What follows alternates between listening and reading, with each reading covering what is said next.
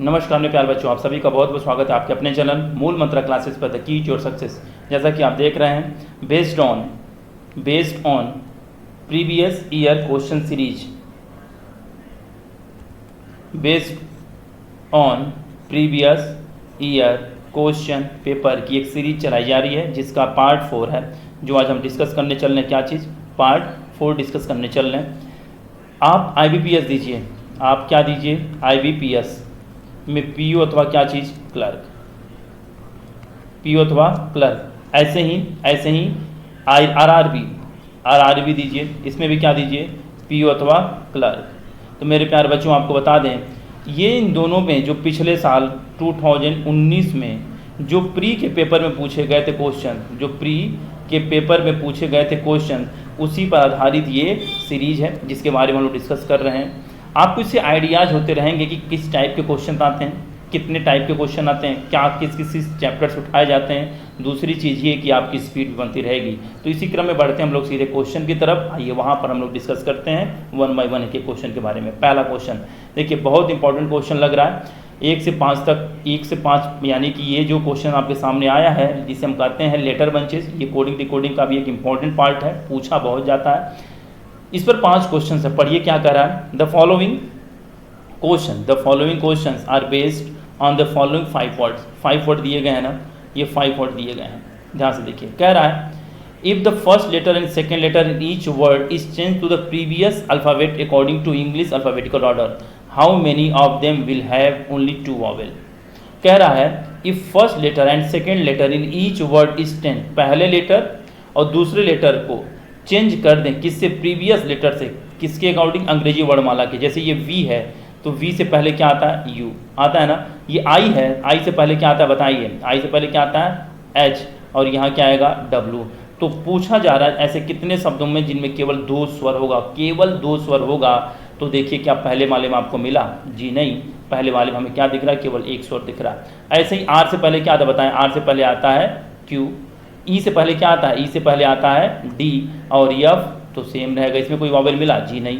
N से पहले M, G से पहले बताएं, G से पहले क्या आता है? बोलिए। G से पहले आता है F, और यह सेम रहेगा, कोई वॉवेल मिला? कोई, मतलब कम से कम नहीं, केवल 2 वॉवेल होने चाहिए। इसमें देखिए, F से पहले E आता है ना, N से पहले M आएगा और D आएगा, मिला? नहीं मिला। ऐसे M से पहले क्या आएगा मेरे प्यारे बच्चों? M से पहले आएगा क्या आएगा? L, M से पहले L, A से पहले Z, और L से पहले K। ऐसे कितने होंगे जिसमें केवल 2 वॉवेल होंगे? केवल 2 वॉवेल होंगे, बताएं। If the first letter and second letter in each word is change to the previous alphabet, एक एक घटा दिया जाए, इसका मतलब यही था। क्या कोई मिला? तो आपका जवाब होगा नन। तो आपको लिखने की ज़रूरत नहीं थी। आपकी स्पीड, अगर आपको लेटर्स चीज़ें मालूम है, प्लेस वैल्यू भी मालूम है, तो आसानी से आप उसे माइनस कर सकते हैं और चेक कर सकते हैं। आई बात समझ में? चलिए आगे बढ़ते हैं क्वेश्चन नंबर 2 पे। क्वेश्चन नंबर 2 देखिए, पढ़िए से पूरा पढ़िए। If each letter of each word, अच्छा प्रत्येक each letter of each word, प्रत्येक लेटर किसका? प्रत्येक वर्ड का। वर्ड मतलब ये पूरा VIW, और लेटर VIW एक एक। In alphabetical order within the word, अच्छा how many word will not be change after rearranging. मतलब समझ रहे हैं, जैसे सपोज करिए एक वर्ड हम लिखें REA, इसको अरेंज करना है अंग्रेजी वर्णमाला के अनुसार। सबसे पहले क्या आएगा? A, फिर क्या आएगा? E, फिर आएगा R, ठीक है ना, अंग्रेजी वर्णमाला के अनुसार। इसको हम चेंज कर दें तो ऐसा कोई वर्ड मिलेगा क्या जो ऑटोमेटिक चेंज हो, पहले से ही क्या हो? चेंज हो। यही तो लिखा है। यदि प्रत्येक शब्द के प्रत्येक अक्षर के शब्दों के भीतर वर्णमाला क्रम व्यवस्थित किया जाए तो पुनः व्यवस्थित करने के बाद कितने शब्द नहीं बदलेंगे? चलिए देखते हैं। इसको अगर हम उठाएंगे IVW बदल जाएगा ना। इसको अगर हम उठाएं तो इसको तो कन्फर्म में पहले क्या आएगा? E आएगा, फिर क्या आएगा? R आएगा, F आएगा, है ना। अगर इसमें उठा दे तो पहले हम क्या लाएंगे? G लाएंगे, N लाएंगे, S लाएंगे, कन्फर्म। लेकिन अगर हम इसको उठाएं तो, इसमें उठाएं तो D आएगा, F आएगा, और क्या आएगा? D आएगा, F आएगा, और क्या आएगा? N आएगा। इसमें AML कोई मिला? तो आप कहेंगे जी नहीं सर, नन ऑफ दीज। ऐसा कोई भी प्रत्येक शब्द के प्रत्येक अक्षर के शब्दों को भीतर वर्णमाला क्रम में व्यवस्थित किया जाता है तो पुनः व्यवस्थित करने में कितने शब्द नहीं बदलेंगे? कोई ऐसा शब्द है जो बिल्कुल हूबहू वैसा ही रहा हो? तो आप देख के भी लगा सकते थे कि भाई VIW में आई सबसे छोटा है, कन्फर्म है, इसको हम पहले रखेंगे तो इसमें कोई चेंजिंग तो होगी नहीं। मतलब कोई ऐसा वर्ड देख लेना था जो ऑटोमेटिक क्या हो रहा था, अरेंज रहा था। तो फिलहाल ऐसा कोई नहीं है, नन ऑफ दीज होगा। चलिए तीसरे क्वेश्चन की तरफ बढ़ते हैं।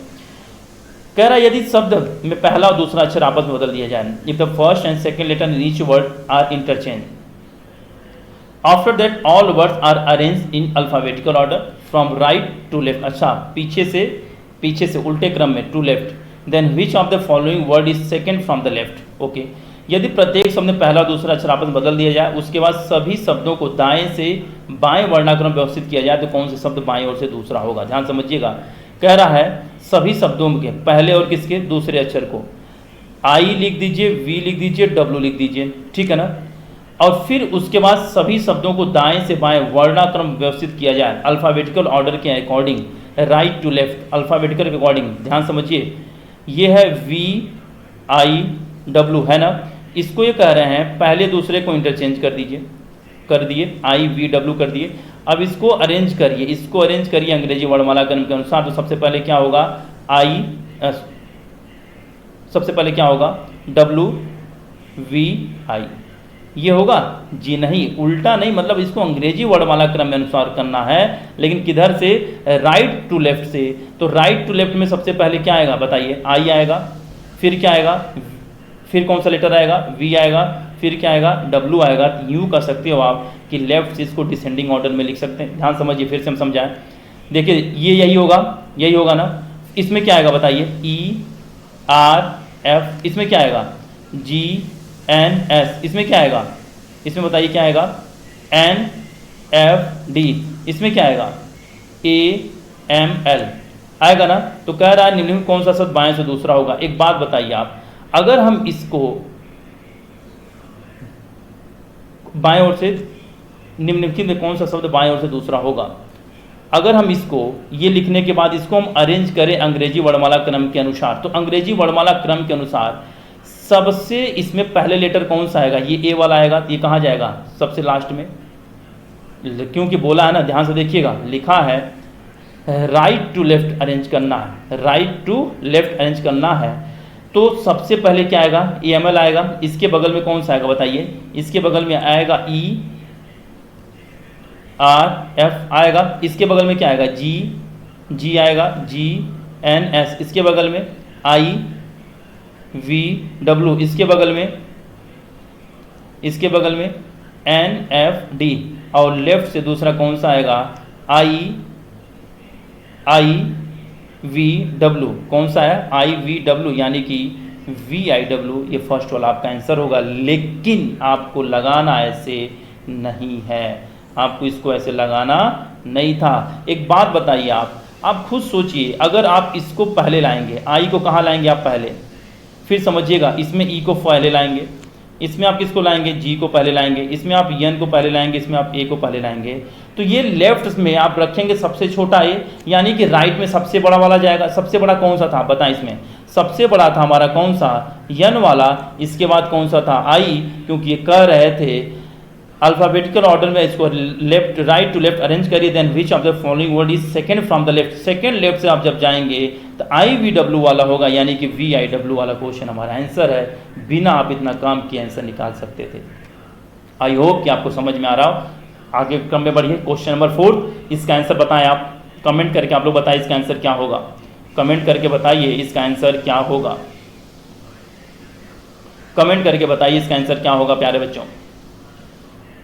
अगर दिए गए शब्दों में लिखा in each given word of the consonant. अच्छा, each word given words each of the consonant is change to the previous letter. अच्छा, जितने कॉन्सोनेंट है, जैसे वी है, वी को चेंज कर दें प्रीवियस लेटर से, वी की जगह आई रख दें। अच्छा, each of the vowel is change to the next letter in English alphabet. अच्छा, आई की जगह क्या कर दें, जे कर दें, एक बढ़ा दें। अब ये कॉन्सोनेंट है तो इसमें एक घटा दें, क्या आएगा, डब्ल्यू से पहले आएगा वी। ऐसे जैसे आर है ना, आर 18 तो इससे पहले आता है क्यू। ई वॉवेल है ना, तो ई के बाद एफ और एफ से पहले ई। एक जोड़ दें, बोल देखिए ध्यान से, वॉवेल में vowel change to next letter किसके अकॉर्डिंग, इंग्लिश अल्फाबेटिकल सीरीज के according. Then how many word thus form will be ending with vowel. तो ऐसे कितने वर्ड होंगे जो वॉवेल पे कहाँ होंगे, वॉवेल पर खत्म होंगे, ऐसे कितने शब्द होंगे। अगर दिए गए शब्दों में व्यंजन को पिछले अक्षर बदल दें, अंग्रेजी वर्ण अक्षर में बदल दिया जाता है, कितने शब्द स्वर पे समाप्त होंगे। ठीक है, एन से पहले बताएं, एन से प्रीवियस करना है, एन से पहले यम, ये भी इसमें भी प्रीवियस करना है क्योंकि ये सब कॉन्सोनेंट है, इससे भी पहले प्रीवियस करना कॉन्सोनेंट है। एफ से पहले बताइए ई, एन से पहले एम, डी से पहले सी, एम से पहले एल, ये वॉवेल है बी, और एल से पहले के, है ना। अब एक बात बताइए, ऐसे कितने वर्ड हैं जो वॉवेल पे ख़त्म हो रहे हैं? हमें दिखा केवल एक, आंसर होगा 1। लेकिन फिर वही बात है, क्या ये लिखने की ज़रूरत थी? क्या ये लिखने की ज़रूरत थी? जब एक बात बताइए, इन्होंने कहीं कहा कि इसको अंग्रेजी वर्णमाला क्रम के अनुसार अरेंज करिए, देखिए कहीं लिखा है, कहीं लिखा है अंग्रेजी वर्णमाला के क्रम अनुसार अरेंज करना था, नहीं करना था ना। तो आप सीधे सीधे अंतिम लेटर पे पहुंच जाते, डब्ल्यू को आप एक चेंज कर लेते तो वी मिल जाता, एफ को एक माइनस करेंगे तो आपको मिल जाता ई, एक में तो मिल जाता। ऐसे ही आप लास्ट वाले का चेक करके आप सीधे आंसर बोल सकते थे, सर इसका आंसर यही होगा। चलिए, आई होप कि आपको समझ में आ रहा है। तो आप इसको एक बार थम्स अप कर दीजिए कि जी हाँ बिल्कुल सर क्लियर है। आगे बढ़िए क्वेश्चन नंबर 5 में की तरफ। कह रहा है यदि सभी शब्दों को बाएं से दाएं, इफ ऑल द वर्ड मतलब ये पूरा, are arrange in alphabetical order from left to right. अच्छा एक बात बताइए, अगर इन सबको आपको अरेंज करना हो, सबसे पहले आप कौन सा उठाएंगे बताएं? पहला लेटर से तो उठाएंगे ना, ये आप उठाएंगे, आप इसे उठाएंगे, पहला करेंगे। इसके बाद एफ के बाद कौन सा वन लेंगे आप? एफ के बाद आप लेंगे यम, ये सेकेंड, एन क्या होगा? थर्ड, ये फोर्थ, और ये कहाँ पे चला जाएगा? फिफ्थ, यही जाएगा ना। Then how many letters are there between third letter of the second word? Third letter कौन सा होगा? ये जाएगा N G S, third letter of the second word, तो इसका जाएगा G word from the left hand, and second letter from the third word, क्या कर रहा है? Letters third letter of the second word from the left hand and second letter of the third word from the right hand in alphabetical series. ये रहा, इसको आप arrange करेंगे तो इनके बीच कुल कितने अक्षर आएंगे आपको ये बताना है। इनके बीच कुल कितने अक्षर आएंगे इन अल्फ़ाबेटिकल सीरीज में? इन अल्फ़ाबेटिकल सीरीज में ध्यान समझिएगा, जी और एन, जी और एन में कितने आएंगे? पहले एक बात समझिए, आप क्या कह रहे हैं? How many letters are between third letter from the second word, third letter of the second word हमारा सॉरी कौन सा? ये है एम ए एल, ये रहा, इसका ए आएगा, और थर्ड लेटर पे ही आएगा ना, थर्ड वर्ड पे ही आएगा ना। और इसका कौन सा लेटर लेना है? सेकेंड लेटर लेना है। क्या लेना है? Third letter of the second word, ठीक है, third letter of the between the third letter, how many letters are there between third letter of the second word, third letter of second word, sorry third letter इसका L लेना है, sorry second word हमारा ये है, और right से third हमारा ये आएगा, इसका कौन सा लेना है? इसका सेकेंड लेटर लेना है। इसका क्या लेना है मेरे प्यारे बच्चों? जी। जी और यल के बीच में क्या आता है अंग्रेजी वर्णमाला में? तो ध्यान से देखिए, जी के बाद आता है जी एच आई जे के एल, अंग्रेजी वर्णमाला आता है ना, कितने हैं? 4। कितने का आंसर बोल देंगे? मोर देन 3, 3 से ज़्यादा आंसर हो जाएगा आपका फर्स्ट। आई होप ये चीज़ें क्लियर हो रही होंगी। अगर क्लियर हो रही हैं तो बिल्कुल इसी तरीके से आप प्रैक्टिस करते रहिए। हम नए नए क्वेश्चन सीरीज आपके सामने लेके आते रहेंगे। अगला बहुत बढ़िया प्रश्न है, किस पर आधारित है ये हमें देख रहे हैं। 8 पर्सन सर्कुलर टेबल पर बैठे हुए हैं और कुछ का face, some of them are facing toward centre. जी हाँ, सर्कुलर सीटिंग अरेंजमेंट पर आधारित है। ध्यान से देखिए, क्वेश्चन है, 8 पर्सन दिए गए हैं, कुछ जो है सेंटर की ओर फेस कर रहे हैं और कुछ जो है आउटसाइडर की ओर फेस कर रहे हैं। आप लगाइए क्वेश्चन, हम हिंदी में भी क्वेश्चन है, आपके पास 2 से 2.5 मिनट का समय है, आप इसे लगाएं। 2 से 2.5 मिनट के अंतर्गत आप लोग इसे लगाने का प्रयास करिए। इस क्वेश्चन को हिंदी का ये स्क्रीनशॉट ले लीजिए, इंग्लिश ये रहा, लगाने का प्रयास करिए बच्चों। किसे कैसे लगाएंगे, क्या हल करेंगे, कैसे हल करेंगे। क्वेश्चन नंबर 6 to 10 5 क्वेश्चन है। अगर ये आपकी 5 क्वेश्चन बन गए तो आप बहुत आसानी से इस क्वेश्चन को, इस सीरीज को डिकोड कर सकते हैं बच्चों। सीटिंग अरेंजमेंट सर्कुलर पर आधारित, कुछ का फेस सेंटर की ओर कर रहे हैं और कुछ का फेस आउटसाइडर की ओर कर रहे हैं।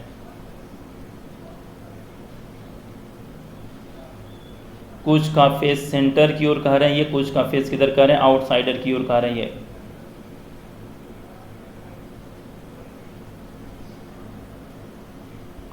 लगाइए, हल हो सकता है, बताएं। अगर कोई इसी ने हल कर लिया हो तो एक बार आप थंब करके बता सकते हैं कि सर मेरा क्लियर हो गया है, कि देखा जाए इसे लगाना कैसे है। चलिए देखिए समझिए। देखिए बच्चों, आपको हमेशा हम समझाते आ रहे हैं कि जब भी कोई भी सीरीज कोई सीटिंग अरेंजमेंट आ जाए तो हमेशा मैक्सिमम हम देखते हैं कि 2 या 3 पॉसिबिलिटी बनती है। तो एक काम किया करिए, आप हमेशा आप पहले से ही 2 पॉसिबिलिटी लेकर के चला करिए। आप पहले से ही 2 पॉसिबिलिटी लेकर के चला करिए। चलिए 2 person are sitting between D and A. एक बात बताइए, अगर हम डी यहाँ लिखते हैं, सपोज करिए, फेस तो नहीं मालूम ना हमको, फेस तो नहीं मालूम, 1 2 हम ए को यहाँ रख सकते हैं कि नहीं? लेकिन कोई ज़रूरी है, कोई कह दे बच्चा सर हम डी को यहाँ लिख दें और 1 2 हम ए को यहाँ भी तो लिख सकते हैं। जी हाँ, बिल्कुल लिख सकते हैं, इसीलिए हम 2 डायग्राम लेकर चल रहे हैं। कह रहा है C is sitting third to the left of D. अब एक बात बताइए, अगर इसमें हम डी को चेहरा सेंटर की ओर कर दें तो लेफ्ट इधर होगा, 1 2 3 जो संभव है। ऑलरेडी यहाँ तो ए बैठा है ना, इसी वजह से हम कह रहे हैं कि 2 डायग्राम बना लीजिए, बनाया जा सकता है। डी को अगर हम यहाँ से इसका फेस बाहर की ओर कर दें तो 1 2 3 यहाँ कौन आ जाएगा? यहाँ सी आ जाएगा। लेकिन इसमें यदि हम सेंटर की ओर कर दें तो हमारा सी आएगा, आउटर कर दे तो होता नहीं। आप अच्छे से जानते हैं, अगर सेंटर की ओर करेंगे तो इधर लेफ्ट होगा, इधर हमारा राइट होगा, आउटर कर देंगे तो जस्ट टी का अपोजिट हो जाएगा। आगे बढ़िए।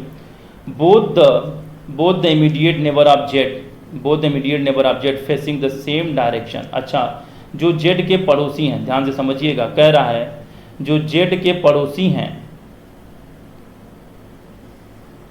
जो जेड के नेबर हैं, ध्यान समझिएगा, जो जेड के नेबर हैं वो किधर देख रहे हैं? वो सेम डायरेक्शन। भी हमने एक तरीका लिख लिया कि हमें इस क्वेश्चन दोबारा न पढ़ना पड़े, तो हमने साइड में इस चीज़ को नोट कर लिया, क्योंकि अभी जेड के बारे में मालूम नहीं। लिखा फेसिंग सेम डायरेक्शन, मतलब इफ़ वन इज, लिखा है if one is facing toward the centre. अगर एक सेंटर की ओर देख रहा है तो दूसरा भी सेंटर देखेगा, वाइस वर्सा। अगर अपोजिट देख रहा है दूसरा भी अपोजिट देखेगा। y is sitting third to the right of Z. अच्छा, y जो है जेड के किधर होगा? ये जो y है ये जेड के थर्ड राइट की ओर होगा। कहाँ पर होगा? नहीं मालूम, जेड तो मिले।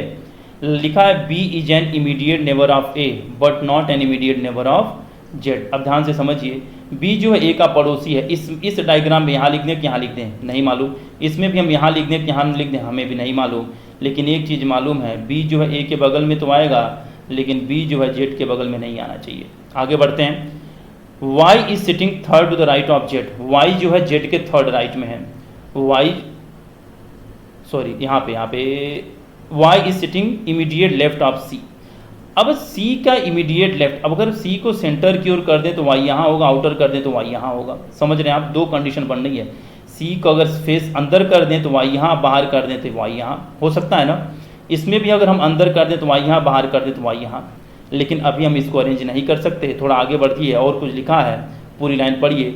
y सिटिंग इमीडिएट लेफ्ट ऑफ c, और y आएगा तो z भी आ जाएगा। And immediate neighbour of c are facing opposite direction, और c के जो पड़ोसी हैं वो किधर देख रहे हैं? अपोजिट डायरेक्शन की ओर देख रहे हैं। आगे बढ़िए। लिखा है w is not an immediate neighbour of a and d। अब ये लाइन थोड़ा सा समझिएगा, w a और d के बगल में नहीं है, यहाँ नहीं, यहाँ पर नहीं, एक ही तो जगह बचा मेरे प्यारे बच्चों w के लिए। ध्यान समझिएगा, w d का भी पड़ोसी नहीं है और a का भी पड़ोसी नहीं है, तो w यहीं आएगा। तो यहाँ कौन आएगा? यहाँ कौन आएगा? y आएगा, और y तब आएगा जब इसका फेस व c का सेंटर की ओर होगा। इसमें भी y हमारा यहाँ आएगा, तब आएगा जब इसका फेस बाहर की ओर होगा, तो इधर क्या हो जाएगा? लेफ्ट हो जाएगा। ध्यान से समझिए। फिर आपने लिखा है b जो है a का पड़ोसी है, तो देखिए b जो है एक ही तो जगह बचा a के लिए, इसमें भी एक जगह बचा। कन्फर्म हुआ कि नहीं? b जो है a का पड़ोसी है तो एक तरफ y हो गया, तो एक जगह बचा और b का हो गया। अब आप z को लिख सकते हैं। देखिए हम दोबारा नहीं पढ़ने जा रहे, हमने यहाँ पे लिखा है y की तरफ एरो किया, ये y जो है z के थर्ड राइट था, तो 2 ऑप्शन हमारे पास। अगर हम z को यहाँ लिख दें और फेस बाहर कर दें तो y होगा, लेकिन एक चीज़ और हमने नोट किया, z b का पड़ोसी नहीं होना चाहिए, तो z हमारा यहाँ होगा, और ये तब होगा जब इसका फेस अंदर की ओर होगा। ऐसे ही सेम देखिए, z आप यहाँ रख नहीं सकते, आप z यहाँ रखेंगे तब संभव है जब z का फेस किधर होगा? बाहर की ओर होगा ना? आपने एक चीज़ और लिखा है, जेड के जो नेबर हैं वो किधर है? सेम डायरेक्शन में हैं। देखिए ये सेंटर की ओर देख रहा था, ये भी किधर देखेगा? सेंटर की ओर। इसमें ये आउटर देख रहा था, इसमें किधर देखेगा? आउटर की ओर। और अभी आपने सी के लिए लिखा है, C immediate neighbour of C are facing opposite direction, C के नेबर अपोजिट देख रहा है, ये देखिए बाहर देख रहा है तो कन्फर्म है ये वाई वाला पार्ट किधर होगा, अंदर की ओर होगा। इसमें भी देखिए, इसमें देखिए ये अंदर देख रहा है तो वाई किधर देखेगा प्यारे बच्चों, ये बाहर की ओर देखेगा। देखिए हम एक लाइन यहाँ नोट करते चले गए, हमने दोबारा नहीं पढ़ा, जिससे हम अपना समय बचा सकते हैं। हम आगे पहुंच रहे हैं, X and A are facing same direction but opposite direction Y and B, यानी कि y और b का फेस क्या होना चाहिए, y और b का फेस किधर होना चाहिए, एक ही डायरेक्शन, ध्यान से समझिएगा। y भी बाहर देख रहा है तो b भी बाहर देखेगा, जबकि अंतिम लाइन कह रही है b does not face outside, यानी कि b का फेस सेंटर की ओर है, तो ये गलत हो गया, ये सही हुआ। देखिए b और y का फेस अंदर है तो x और a का फेस जो है इन दोनों के अपोजिट होगा। x हमारा यहाँ आएगा क्योंकि यही एक जगह बची है, तो ये भी बाहर और ये भी बाहर, ये हमारा सीरीज बन गई, ये हमारा सीटिंग अरेंजमेंट बन गया। अब अगर ये कहता आउटसाइडर देख रहा तो हमारा ये डायग्राम सही हो जाता, लेकिन हमें क्या मालूम, इसीलिए कहते हैं कि पॉसिबिलिटी लेके चलिए। बहुत आसानी से चीज़ों को डिकोड या ट्रैक किया जा सकता है सीटिंग अरेंजमेंट पजल में भी। एक एक बार एक एक देखिए, फिर से हम कह रहे हैं दो पॉजिटिव होती जानकारी, जैसे डी और ए को हमने अरेंज कर लिया था दो डायग्राम में, लेकिन हम जेड को अरेंज नहीं कर पाए, इसलिए हमने इसको क्या किया, साइड में नोट किया, लास्ट में उठा करके दोनों को मर्ज कर दिया। आइए इस पर आधारित क्वेश्चन देखते हैं। क्वेश्चन पहला ये, how many person facing toward the centre, centre की ओर कितने लोग देख रहे हैं, ध्यान से देखा जाए सेंटर की ओर कितने लोग देख रहे हैं। कलर चेंज कर लेते हैं तो ज़्यादा क्लियर हो जाएगा आपको। हाँ देखिए ध्यान से, एक वाई सेंटर की ओर देख रहा है, जेड देख रहा है दो दो दो दो तीन, कितने लोग देख रहे हैं, तीन लोग, तीन लोग जो है सेंटर की ओर देख रहे हैं, आंसर हो गया। फिर से हम करें, अगर वो बन गया, जितना जल्दी बना लेंगे आप उतना जल्दी आप आंसर दे सकते हैं। Who is sitting in front of C and which direction does he face, D के इन फ्रंट में कौन है पूछ रहा है, सी के फ्रंट में कौन है, सी के अपोजिट में कौन है, एक्स है, किधर देख रहा है वो, बाहर की ओर देख रहा है, एक्स आउटसाइड, बस ये आंसर हो गया option number C. What is the position C with respect to A, C का पोजीशन ए के रिस्पेक्ट में क्या है, सी का पोजीशन ए के रिस्पेक्ट में क्या, सी ए जो है बाहर देख रहा ना, तो इधर ये क्या होगा इसका, सपोज करिए आप यहाँ पे बैठे तो आपका इधर कौन सा हैंड होगा, राइट हैंड, तो कितना होगा, सेकेंड राइट, किधर होगा, सेकेंड राइट, सेकेंड राइट कौन सा, पहला ऑप्शन है। लेफ्ट में भी हो सकता है, लेफ्ट में भी हो सकता है, लेफ्ट में देखिए फिफ्थ टू द लेफ्ट हो सकता है कि नहीं, ध्यान समझिएगा। अब इसका इधर लेफ्ट होगा 1 2 3 4 5, 1 2 3 4 5 6, लेफ्ट में किधर है, सेकेंड है ना, तो सेकेंड लेफ्ट है क्या, सॉरी सेकेंड कर रहा है, 6 टू द लेफ्ट कहीं पर है जी, नहीं, तो ऑप्शन आप लगा देंगे ए, बस आसानी से। अगर यहाँ पे ऑप्शन नंबर 4 में यहाँ पे लिखा होता 6 टू द लेफ्ट, तो आंसर हम लगाते both 1 and 4। If W and B interchange their position, who is second to the right of Y, अच्छा ध्यान समझिए, डब्ल्यू और बी आपस में चेंज कर दें, यहाँ पर बी हो जाए और यहाँ पे कौन हो जाए, डब्ल्यू हो जाए, तो कह रहा है वाई के सेकंड लेफ्ट में कौन होगा, सेकंड लेफ्ट में कौन आएगा, बी आएगा। देखते हैं वाई के सेकंड लेफ्ट में, नहीं सेकंड राइट में पूछ रहा है, वाई के सेकंड राइट में कौन आएगा, डब्ल्यू आएगा, डब्ल्यू कहाँ पर है, ये यहाँ पर। How many person are sitting between X and W, X and W के बीच में कितने लोग बैठे हैं, एक्स ये रहा, डब्ल्यू ये रहा, तो इधर से तो दो बैठे हैं, इधर से दो बैठे हैं, इधर से 1 2 3 4 बैठे हैं। चलिए देखते हैं क्या आंसर है। How many person are sitting between X and W, कितने हैं, कितने बताइए, 2 हैं कि 4 हैं बताइए, 4 लगा दें कि 2 लगा दें, भाई किधर से पूछा था, clock wise anti clock wise कहीं दिया तो आप कहेंगे नॉन ऑफ दीज, कहेंगे क्या कहेंगे आप, नॉन ऑफ दीज। बहुत बढ़िया, इसी तरीके से प्रैक्टिस करते प्यारे बच्चों, बहुत ऐसे ही क्वेश्चन आने वाले हैं आपके अभी PSPO में, बिल्कुल इसी लेवल का आता पेपर और बहुत आसानी से उसे 2.5 या 3 मिनट के अंतर्गत लगाया जा सकता है। अगला भी क्वेश्चन 10 पर्सन है, स्ट्रेट लाइन पर आधारित है, फेसिंग नॉर्थ है, ये भी सिटिंग अरेंजमेंट के लीनियर पर आधारित एक प्रश्न है जो आपके सामने डिस्प्ले हो रहा है। कल जो हम क्वेश्चन लेकर के आएंगे वो क्वेश्चन होगा मंथ्स एंड 2 डेट्स पर आधारित, मंथ्स एंड 2 डेट्स पर आधारित, और एक फ्लोर का होगा जिसके बारे में डिस्कस करेंगे, और कुछ नए तरीके के क्वेश्चन भी आपके सामने होंगे। इसे लगाइए आप, ये रहा हिंदी, ये रहे इंग्लिश के क्वेश्चन, हिंदी भी में भी आप स्क्रीनशॉट ले सकते हैं, जिसमें आप कंफर्टेबल हो उसमें आप लगाने का प्रयास करें। कौन बताएगा, हल करिए। चलिए देखते हैं, देखा जाए क्या लिखा है। 10 person are sitting in straight line facing north, 10 लोग हैं, कितने लोग हैं, 10 लोग हैं।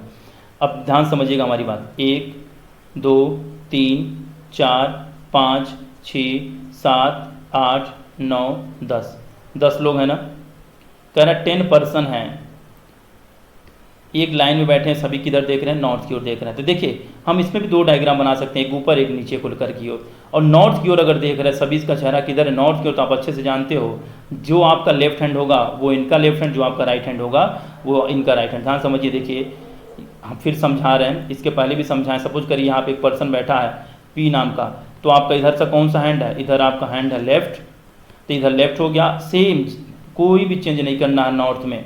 और इधर कौन सा हैंड हो गया, राइट। आइए समझते हैं। G and G are immediate neighbour, कह रहा है G and G are immediate neighbour of each other. कहाँ लिख दें बताइए, जी एंड जे को कहाँ लिख दें, बहुत सारे कंडीशन है, यहाँ लिख दें, यहाँ लिख दें, कि यहाँ लिख दें जी और जे को, यहाँ लिख दें, कहाँ लिख दें हमें नहीं मालूम। आगे बढ़िए, इससे पहले इस चीज़ को हम फिर समझाते हैं, इसको साइड में कहीं नोट कर लीजिए जिससे हमको ध्यान रहे। जी बराबर जे मतलब इक्वल है, बराबर एक अगल बगल है। More than 2 person are sitting between F and J. अच्छा, एफ और जे के बीच में मेरे प्यारे बच्चों 2 से ज़्यादा होने चाहिए, इन दोनों में 2 से ज़्यादा होने चाहिए। देखिए G is third to the right of the person who sitting one of the extreme end of the row. अब ध्यान से समझिएगा, जी उसके थर्ड राइट है जो किसी एक इंड पॉइंट पर बैठा। एक इंड पॉइंट तो हमारा ये है, 2, 3, 4, 5, 6, 7, 8, 9, 10, एक इंड पॉइंट तो हमारा ये है। अगर हम यहाँ रखते हैं तो राइट हो पाएगा, आप कहेंगे सर नहीं हो पाएगा, लेकिन अगर हम ये मान लेते हैं तो हमारा राइट होगा। इसके थर्ड राइट में 1, 2, 3, यहाँ कौन आएगा, जी। तो ऊपर एक डायग्राम और बनाइए जी, इसलिए बनाइए क्योंकि जी और जे पड़ोसी हैं, तो जे इधर भी हो सकता है और जे इधर भी हो सकता है। आई बात समझ में, आगे बढ़िए। लिखा है G is third to the right of the one person sitting easting of the row, B seat third to right of J. अच्छा, ये जो बी है वो थर्ड राइट है किसके, जे के। अब देखिए बहुत आसानी से आप इसको रख सकते हैं, इसी को हम कहते हैं पॉजिटिव जानकारी। 1, 2, 3, यहाँ कौन हुआ, बी। इसमें भी देखिए 1, 2, 3, यहाँ कौन हुआ, बी। बी जो है जे के थर्ड राइट है, तो 1, 2, 3 हुआ ना। और इसी को कहते हैं निगेटिव जानकारी, जैसे जी और एफ को हम अभी तक अरेंज नहीं कर पाए हैं, इसीलिए हम इसको साइड नोट करके रखें। Edge and immediate neighbour of B and H. अच्छा, ए जो है बी और एच दोनों का पड़ोसी। ध्यान से समझिएगा, एक बात बताइए, अगर हम ए यहाँ रख दें तो एच हो पाएगा नहीं, लेकिन अगर हम ए यहाँ रख दें तो एच हो जाएगा ना। लेकिन अगर इसमें हम ए यहाँ रख दें तो एच यहाँ भी हो सकता है, और ए हम यहाँ रख दें तो एच यहाँ भी हो सकता है, जो कि संभव नहीं है। या तो एक डायग्राम और बनाए, या तो एक कंडीशन और पढ़ा जाए, हो सकता है कुछ मिल जाए। लिखा है C second to the right of F. जो सी है वो सेकेंड राइट है किसके, एफ के। ध्यान से समझिएगा, अगर हम सी जो है एफ के सेकेंड राइट, अगर हम एफ को यहाँ रख दें तो सी हो पाएगा, जी नहीं। अगर हम एफ को यहाँ रख दें तो सी हो पाएगा, जी नहीं। एफ को यहाँ रखें तो हो पाएगा, नहीं। अगर हम, ध्यान से समझिए, अगर हम एफ को यहाँ रखें तो, एफ को यहाँ रख दें, एफ को यहाँ रख दें तो सी हो पाएगा सेकंड में, जी नहीं। एफ को हम यहाँ रख नहीं सकते, एफ को यहाँ रख नहीं सकते, इसलिए नहीं रख सकते क्योंकि जे और एफ के बीच में 2 से ज़्यादा लोग होने चाहिए। आप ऊपर वाला डायग्राम आपका क्या हो गया, गलत हो गया। इसमें देखिए जे और एफ के बीच में 2 से ज़्यादा मतलब 3 या 4, 5 हो सकते हैं। तो ध्यान समझिएगा, 1, 2, 3, यहाँ तो आप एफ रख नहीं सकते क्योंकि 2 ही लोग होंगे, 2 से ज़्यादा करने चाहिए। अगर हम एफ यहाँ रख दें तो यहाँ पे कौन आ जाएगा, सी, ठीक है। यहाँ पर हम एफ रख नहीं सकते, 2 से ज़्यादा होने चाहिए। अगर हम इसमें एफ रखेंगे तो सी की पॉसिबिलिटी बनेगी ही नहीं, तो एक ऑप्शन बचता है, एफ को हम यहाँ रख दें तो यहाँ कौन आएगा, सी। सी जो है एफ के सेकेंड राइट हो गया। देखिए जी और एफ के बीच में 2 से ज़्यादा लोग हुए, 3 लोग दिख रहे हैं ना, एकदम सही। The number of person sitting between H and E, H and E के बीच में जितने लोग होंगे उतने ही एच और आई के बीच में। और आपको हम बार बार समझाते आ रहे हैं, जब भी ऐसा कोई कंडीशन आए एच और ई, एच और आई, तो एच हमेशा बीच में आएगा, ये ध्यान से समझिएगा। अब अगर आप बताइए, ये जो बी है ए और एच का पड़ोसी, अगर हम ए को यहाँ रख दें तो एच यहाँ रखेंगे, तो हम इधर कहाँ रखेंगे, एक साइड में तो ई मिल जाएगा लेकिन एक साइड में आई नहीं मिलेगा, या आई मिलेगा तो ई नहीं। तो एक बात तय मान लीजिए आप कि हम यहाँ पे रखेंगे ए को और यहाँ पे रख दें किसको, एच को। यहाँ पे किसको रख दें, एच को। अब कह रहा है एच और ई के बीच में जितने लोग हैं उतने ही एच और आई के बीच में भी होने चाहिए। और अंतिम लाइन है D is not an immediate neighbour of I. D जो है आई का पड़ोसी नहीं है। अगर हम आई यहाँ रखते हैं तो डी नहीं आएगा, डी रखते हैं तो आई नहीं आएगा, क्योंकि भाई दोनों के पड़ोसी नहीं होंगे, बात वही होगी। अगर हम यहाँ पे रख दें आई को, किसको रख दें, आई को, तो ध्यान से देखिए 3 पर्सन अगर यहाँ हुए तो 3 पर्सन हमारे ई के बीच में भी होंगे, और एक जो जगह बचेगा वो किसका हो जाएगा, डी का। ये लाइन ऊपर वाली गलत हो जाएगी। ये बहुत आसानी से आप इसको अरेंज कर सकते थे। फिर हम समझा रहे हैं आपको कि दो पॉसिबिलिटी लेके चलिए, जो न समझ में उसे साइड में नोट कर लीजिए, लास्ट में उठा करके उसे मर्ज कर दीजिए। आप बहुत आसानी से आप क्वेश्चन को, सीरीज को, आप सीटिंग अरेंजमेंट को अरेंज कर सकते हैं। How many person is between B and C, B and C के बीच में कितने लोग हैं, देखिए ध्यान से, ये रहा बी और ये रहा सी, कितने लोग हैं, 1 2 3 4। चलिए बढ़ते हैं, क्या 4 लोग हैं, एकदम सही जवाब आप कहेंगे जी सर 4 लोग हैं। 4 of the following like is certain, ये जो GIJEH है, GIJEH, GIJEH ध्यान समझिएगा, कह रहा GIJEH, कह रहा है इसमें से 4 एक ग्रुप बनाते हैं। कौन है भाई, J, उसके बाद में I, क्या ग्रुप बनाते हैं ये बताइए, ये क्या ग्रुप बनाते हैं भाई, G है, फिर क्या है, I है, फिर क्या है, J है, फिर क्या है, E है, और क्या है, H है ना। क्या ग्रुप बनाते हैं बताइए, यही E जो है एक अलग होगा क्योंकि ये इंड पॉइंट पे है, बाकी सब कहाँ है, मिडिल पॉइंट पे बैठे हैं।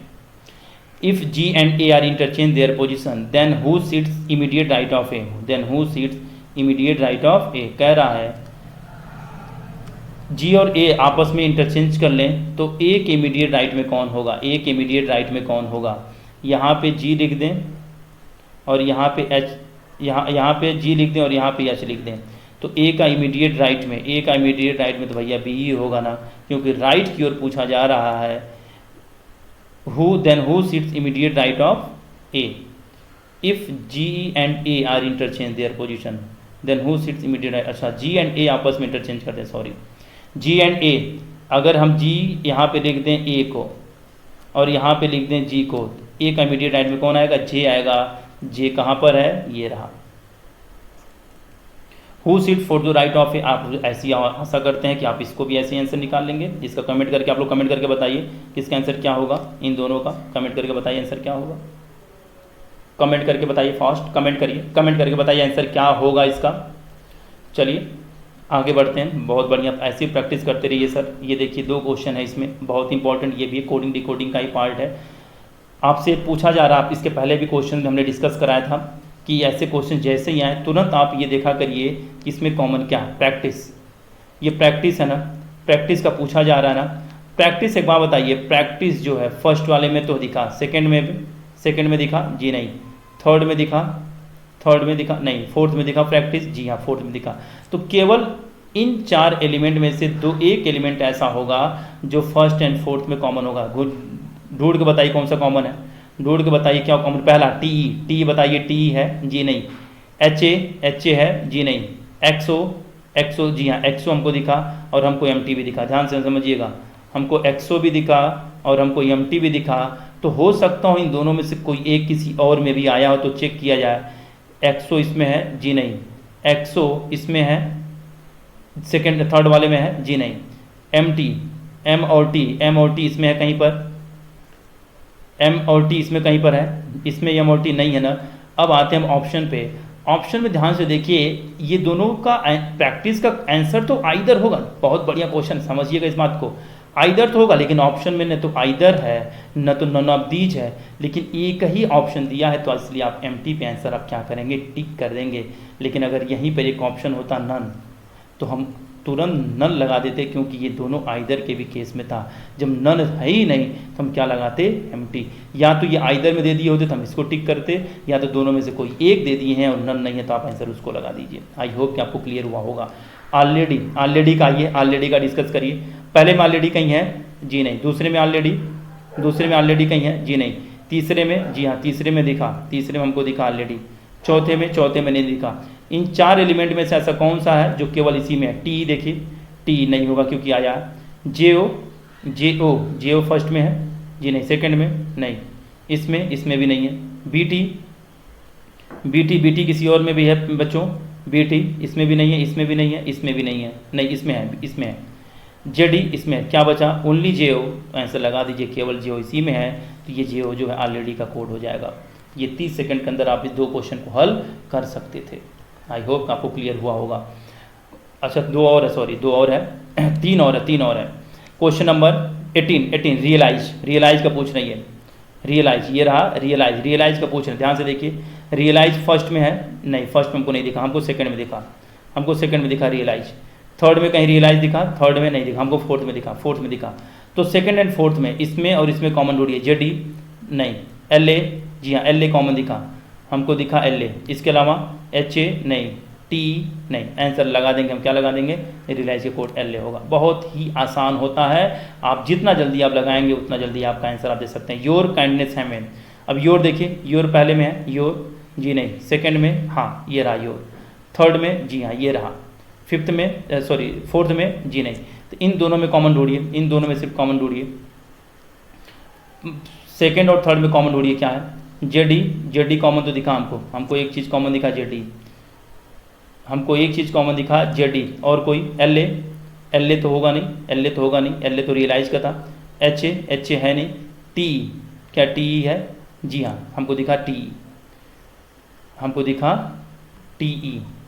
अच्छा इन दोनों में ऐसा तो नहीं है कोई कि किसी और में भी आया है, जैसे जेड डी फर्स्ट में आया है, लास्ट में नहीं, टी नहीं, यानी कि योर का कोड हो सकता है क्या, जेड ई और टी। चलिए अब बढ़ते हैं काइंडनेस की तरफ। काइंडनेस फर्स्ट में है, जी हाँ फर्स्ट में काइंडनेस, सेकंड में काइंडनेस है, जी हाँ सेकंड में भी है, थर्ड में भी है ना। अब फर्स्ट सेकंड और थर्ड में कॉमन क्या है, कौन सा कॉमन है, टी है, टी इसमें तो लेकिन इसमें नहीं है। एच ए इसमें नहीं है। एक्सओ इसमें नहीं है। एम टी देखिए काइंडनेस फर्स्ट में है, सेकंड में है, थर्ड में है ना। देखिए टी ये रहा, टी ई फर्स्ट में भी दिखा, सेकंड में भी दिखा, थर्ड में भी दिखा, यानी कि कोड होगा काइंडनेस का क्या हो जाएगा, टी। अब हमारे पास एक और निकालना था हेवन का। एक बात बताइए, हेवन किस में है, हेवन देखिए किस में है, हेवन फर्स्ट में है, जी नहीं, हेवन सेकंड में है, जी नहीं, हेवन थर्ड में है, जी हाँ हेवन हमको इसमें दिखा एंड इसमें दिखा।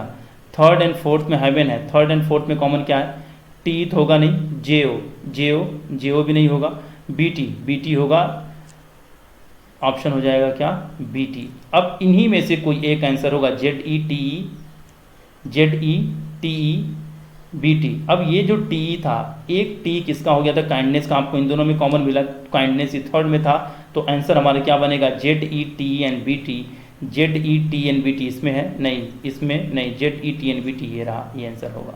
आई होप कि आपको चीज़ें क्लियर हुई होंगी। H A and why you का आप निकाल लीजिए, यहाँ से एच ए का निकाल लीजिए।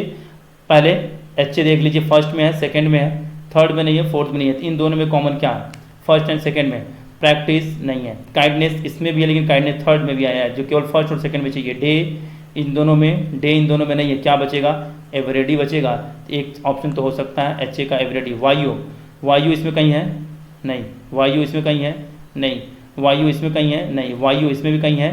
ध्यान समझिए, वाई ओ का पूछ रहे हैं, वायु इसमें कहीं पे फर्स्ट में नहीं दिखा हमें, इसमें भी नहीं, इसमें भी नहीं, इसमें भी नहीं। इसका आंसर क्या होगा, बहुत बढ़िया प्रश्न है, ध्यान से समझिए। वायु वो चीज़ होगी, अगर वायु बाहर से आया है, एक वर्ड ऐसा होगा ऑप्शन में से जो बाहर से लिया गया होगा, और कम से कम एवरीबॉडी तो होगा ही। डे क्या इसी में से लिया गया, जी हाँ, तो ये नहीं हो सकता। एवरीबॉडी इसमें देखिए, फाइंड क्या फाइंड इसमें है, फाइंड इस कहीं ऑप्शन में है, इसमें कहीं से ऑप्शन में से इस क्वेश्चन में से उठाया गया, जी नहीं, तो आप आसानी से कर देंगे हमारा आंसर यही होगा। देखिए काइंडनेस भी नहीं होगा, एवरीबॉडी का तो हो जाता एच ए, लेकिन काइंडनेस तो इसी में से लिया गया ना, तो वायु अगर बाहर से आया है तो वो वर्ड भी बाहर से लिया गया होगा। बहुत बढ़िया प्रश्न थे, ये पूछे गए थे, आपको इन्हीं तरीके से लगाना होगा। आइए बढ़ते हैं, ब्लड रिलेशन का क्वेश्चन आपके सामने है, चलिए देखा जाए। पहला क्वेश्चन है, 8 सदस्यों वाले परिवार में एल आर से विवाहित है। एल जो है आर से क्या है, एल आर से विवाहित है, ध्यान समझिएगा। एल और आर मैरिड कपल है, कौन मेल कौन फीमेल ये नहीं बता सकते। पी जो है आर का पिता है, पी किसका पिता है, आर का पिता है। आर इसका बेटा हो गया, जी नहीं, यहाँ पे कह नहीं सकता, हो सकता हो कि बेटी भी हो। आगे बढ़िए, एन जो है जेड की बहू है, ध्यान समझिएगा। ये जो एन है, एन ये डॉटर इन लॉ है, बहू है किसकी, जेड की, यानी कि इसका जो हस्बैंड होगा उसकी माता या पिता हो सकती है, कौन होगी, जेड। आगे बढ़िए, जो मतलब जेड जो क्यू की माता है, किसकी माता है, जेड क्यू की, तो क्यू इसका हस्बैंड हो सकता है। क्यू आर का भाई है, ये जो क्यू है ये आर का भाई, ध्यान समझिए, क्यू जो है आर का भाई है, तो आप इसे इस तरीके से अरेंज कर सकते थे। अरेंज कर सकते थे। आगे बढ़िए। आर टी की माता है, आर जो है माता है किसकी, टी की। अगर ये फीमेल है तो ये ऑटोमेटिक मेल हो गया। हुआ ना, हुआ कि नहीं हुआ। जो मतलब कौन, टी, टी जो है वी का कजिन है, टी जो है ये टी वी का कजिन है, तो कजिन कब होगा, यानी वो इनका बेटा होगा या बेटी होगी। परिवार में एक ग्रैंडसन और एक ग्रैंड डॉटर है। ध्यान समझिएगा, 8 सदस्य हैं, तो 8 सदस्य क्या हमारे बन गए, 1 2 3 4 5 6 7 8 बन गए ना। एल आर से विवाहित है, ध्यान से फिर से समझ लीजिए, एल आर से विवाहित है। देखिए ये दोनों आपस में मैरिड कपल है, पी आर का पिता है, ठीक है। एन जो है जेड की बहू है, एन सॉरी यहाँ गड़बड़ हो गया, ये जो एन है, एन जेड यहाँ पे नहीं होगा, एन जेड की बहू है, ये ऐसे होगा। एक बात बताइए, ये दोनों अगर आपस में भाई बहन है, इसका पिता पी है, तो कन्फर्म ये दोनों आपस में हस्बैंड वाइफ होंगे। एन जो है जेड की बहू हो गई, ये इसका बेटे की पत्नी, इसकी बहू हो गई। आगे क्या है, आर टी की जो क्यू आर का भाई है, क्यू आर का भाई है। आर जो है टी की माता है, आर जो टी की माता है, जो वी का कजिन है। अभी बताइए कजिन यहाँ पे लिखा है ना, आर टी का who is cousin of V, तो मेल और फीमेल तो बता नहीं सकते, लेकिन हमें ये मालूम है कि एक ग्रैंड सन है, एक ग्रैंड सन, इसमें से एक मेल होगा एक फीमेल होगा। आगे बढ़ते हैं। एन टी से कैसे संबंधित, ये जो एन है वो टी की क्या लगेगी, एक बार बताइए। ये आपकी माता है, ये माता का भाई, मामा कहते हो, मामा की वाइफ को क्या कहते हो, मामी अथवा आंटी हम कह सकते हैं। आंसर हो जाएगा हमारा ऑप्शन नंबर ये 5th वाला। आई होप कि आपको चीज़ें क्लियर हुई होंगी। वी क्यू से कैसे संबंधित है, ये जो वी है ये क्यू की क्या है भाई, ये जो वी है क्यू की क्या है, या तो सन या तो डॉटर। हमें जेंडर तो क्लियर नहीं है, इसीलिए यहाँ कहेंगे can not be determined. How many male member in this group, ध्यान समझिएगा, मेल 1 2 3, और एक चीज़, इन दोनों में से कोई एक तो है ही, क्योंकि क्वेश्चन में दिया था परिवार में एक ग्रैंडसन और एक ग्रैंड डॉटर है, दोनों में से कोई एक होगा।